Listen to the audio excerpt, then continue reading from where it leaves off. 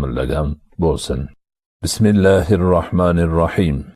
Odamni tuproqdan yaratgan va sokinlik topishi uchun undan o'z juftini yaratgan hamda ularning nikoh orqali oila qurib yashashlarini iroda qilgan qodir va hakim Allohga, u zotning jaloliga yarasha hamdu sanolar bo'lsin.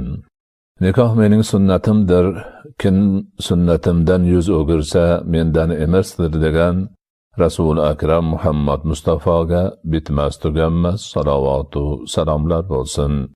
Alloh subhanahu va taolo o'zi iroda qilgan paytda tuproqdan odam zotini yaratdi va unga o'z huzuridagi ruhdan jon puflab, uni o'zining yerdagi o'rinbosari qildi. So'ngra odamning juftini yaratdi va ularning ikkisidan erkak va ayollarni taratdi.